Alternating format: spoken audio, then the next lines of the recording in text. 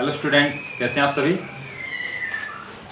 तो हमने last video में बात की थी, जो इक्वेशन ऑफ मोशन है, जो मोशन की इक्वेशन थी, उनको हमने एक सिंपल मेथड से ड्रॉ किया था।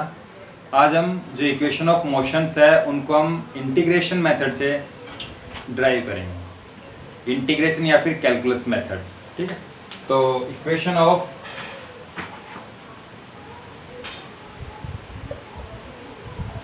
Uniform accelerated motion by integration और कैलकुलस मेथड। ठीक है, इंटीग्रेशन की हेल्प से हम ड्रॉ करेंगे जो इक्वेशन ऑफ मोशन है उनको। तो हमारे पास फर्स्ट जो इक्वेशन है, फर्स्ट इक्वेशन ऑफ मोशन,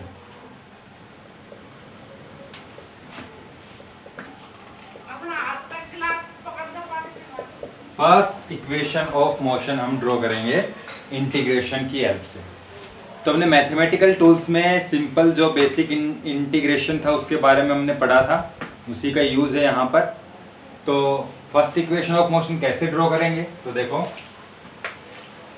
हमारे पास एक ऑब्जेक्ट है और ये ओरिजिन पॉइंट है, this point is A, this point is B. कोई ऑब्जेक्ट है, ओरिजिन से उस डिस्टेंस पर ए पॉइंट पर पहुंचा है। टाइम जो है 0 सेकेंड इनिशियल जो टाइम है, और इनिशियल जो वेलोसिटी है दैट इज u। ये ऑब्जेक्ट मूव करता जा रहा है और मूव करता हुआ आगे की तरफ बढ़ रहा है। कुछ समय के बाद में ये जो है ऑब्जेक्ट ये बी पॉइंट पर पहुंच जाता है। बी पॉइंट पर जब पहुंचता है तो फाइनल वेलोसिटी इसकी जो है वो v, टाइम जो है दैट इज t। तो यहाँ जो है हमारे पास इनिशियल वेलोसिटी u है, फाइनल वेलोसिटी v है। इनिशियल जो टाइम है आपका पॉइंट ए पर दैट इज 0, और after t time it reach at point B. ठीक है, तो ये बी पॉइंट पर पहुंच गया। तो यहाँ पर हमारे पास इंटीग्रेशन का यूज करके हम कैसे निकालेंगे, तो देखो इंटीग्रेशन जो डेफिनेट इंटीग्रल है जिसके अंदर हम लिमिट लगाते हैं उसका यूज होगा। यहाँ पर लिमिट कहाँ से कहाँ तक होगी, टाइम की जो लोअर लिमिट है, लोअर मतलब स्टार्टिंग जो लिमिट है टाइम की दैट इज 0, और टाइम की फाइनल लिमिट क्या है t। वेलोसिटी की जो लोअर लिमिट है that is u, and final जो लिमिट है, जो आपके पास अपर लिमिट है दैट इज v। ठीक है, तो अब हमें मालूम है कि यहाँ पर जैसे जैसे टाइम बीतता जा रहा है, टाइम के साथ साथ ऑब्जेक्ट की जो वेलोसिटी है वो भी चेंज होती जा रही है। शुरू में इनिशियल वेलोसिटी u थी, टाइम t पर जो वेलोसिटी दैट इज v। तो वेलोसिटी में चेंज हुआ, टाइम में चेंज हुआ, तो यहाँ पर change in velocity with respect to change in time that is called acceleration. और एक्सेलरेशन जो यहाँ पर है that is uniform. Clear.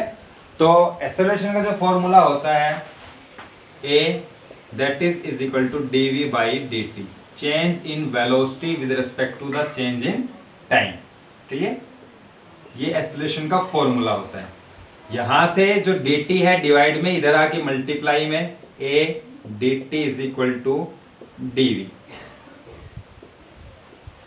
Okay, now we integrate equation second equation का इंटीग्रेशन हम करेंगे। तो इंटीग्रेशन का symbol a dt is equal to integration dv। अब इंटीग्रेशन कहां से कहां तक होगा, यहाँ इंटीग्रेशन किसके रेस्पेक्ट में हो रहा है, dt चेंज इन टाइम, मतलब टाइम के रेस्पेक्ट में इंटीग्रेशन है। तो टाइम की जो लिमिट है, टाइम की लोअर लिमिट कितनी है 0, अपर लिमिट कितनी है t। तो यहाँ लोअर लिमिट की जगह रख देंगे 0, अपर लिमिट की जगह रख देंगे t। Change in velocity, velocity के रिस्पेक्ट में जो इंटीग्रेशन है, तो वेलोसिटी की लोअर लिमिट, लोअर आपके पास कितनी है u, अपर लिमिट v, तो लोअर लिमिट u, अपर लिमिट v। क्लियर? हम जो इक्वेशन ड्रॉ कर रहे हैं ये इक्वेशन यूनिफॉर्म एक्सेलरेशन की है। यूनिफॉर्म एक्सेलरेशन का मतलब है कि कांस्टेंट एक्सेलरेशन है, जो आपके पास एक्सेलरेशन यूनिफॉर्म है, कांस्टेंट। तो यहाँ पर जो एक्सेलरेशन दैट इज यूनिफॉर्म, एक कांस्टेंट है, इंटीग्रेशन से बाहर आ जाएगा। तो a जो है इंटीग्रेशन से बाहर 0 से लेकर t dt is equal to यहाँ dv, और कोई टर्म नहीं है। तो हमने बताया था इंटीग्रेशन में, अगर मान लो इंटीग्रेशन के अंदर आपके पास dx है, तो dx का इंटीग्रेशन क्या होगा x प्लस सी, लिमिट है तो c नहीं आएगा, तो dx का x, dy का y, dz का z, तो यहाँ आपके पास क्या है dv है, तो dv का इंटीग्रेशन क्या आ जाएगा v, और लोअर लिमिट u, अपर लिमिट v। dv का इंटीग्रेशन v हो गया, लोअर लिमिट आपकी यहाँ आ जाएगी, अपर लिमिट यहाँ आ जाएगी, सिंबल हट जाएगा, ब्रैकेट्स लग जाएंगे। क्लियर? लेफ्ट साइड में a dt का integration t, lower limit 0, upper limit t is equal to v u v। तो यहाँ पर a, अब t की जगह पहले अपर लिमिट रखेंगे, तो अपर लिमिट क्या रखेंगे t है, t माइनस t की जगह lower limit 0 is equal to v की जगह upper limit v minus v की जगह लोअर लिमिट u।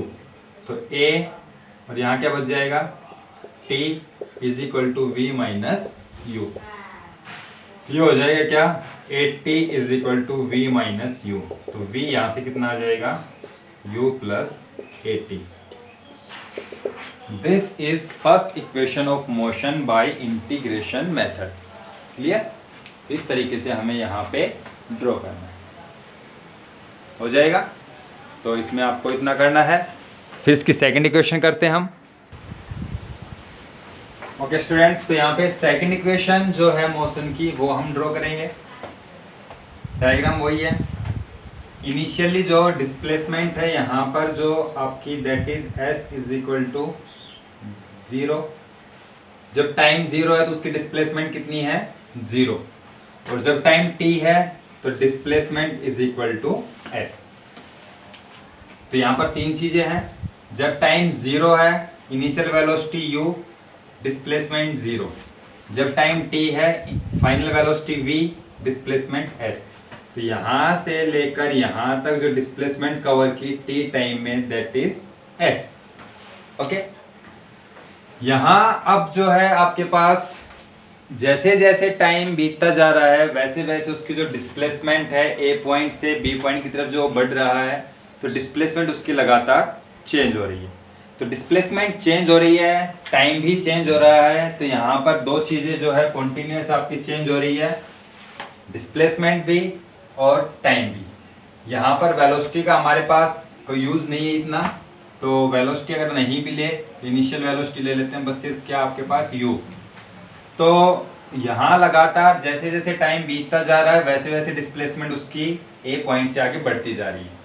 तो यहाँ दो चीज़ें जो चेंज हो रही है, एक तो डिस्प्लेसमेंट है और दूसरा टाइम है। तो change in displacement with respect to change in time that is called, क्या बोलते हैं उसको हम, वेलोसिटी ds बाई dt।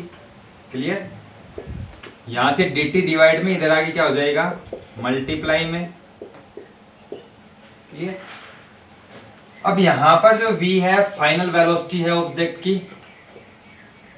ठीक है, तो from first equation of motion, motion की जो पहली इक्वेशन है v is equal to u plus में at, इस इक्वेशन का यूज करके हम v की वैल्यू यहाँ पुट करेंगे।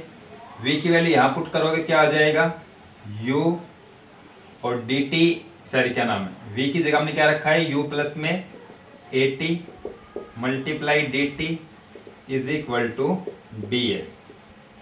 ठीक है, इस इक्वेशन में v की जगह पहली इक्वेशन ऑफ मोशन से क्या रख दिया u प्लस at इंटू में dt is equal to ds। अब यहाँ पर लोअर लिमिट और अपर लिमिट रखेंगे। पहले इंटीग्रेट करेंगे, इंटीग्रेट इक्वेशन थर्ड इक्वेशन का इंटीग्रेशन करेंगे। तो इंटीग्रेशन करोगे तो u plus a t into में d t is equal to integration d s. इस साइड में इंटीग्रेशन किसके रेस्पेक्ट में हो रहा है?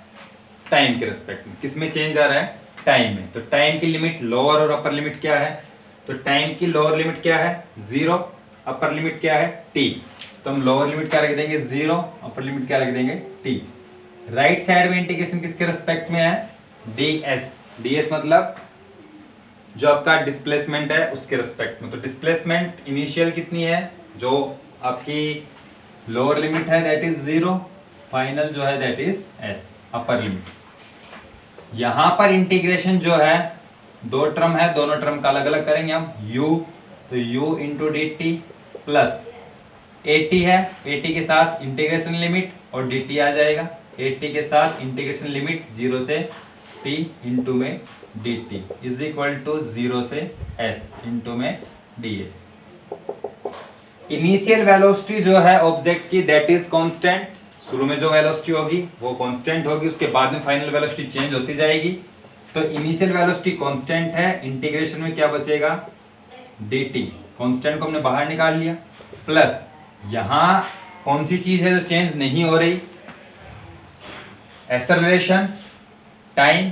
टाइम लगातार चेंज हो रहा है तो इसको हम बाहर नहीं ले सकते। एक्सेलरेशन जो है दैट इज यूनिफॉर्म। यूनिफॉर्म मतलब फिक्स है, कांस्टेंट है। तो हमारे पास ये क्या आ जाएगा? बाहर आ जाएगा। अंदर क्या बचेगा? t इंटू में डी टी। लिमिट कहाँ से कहाँ? 0 से t इज इक्वल टू 0 से s ds। क्लियर?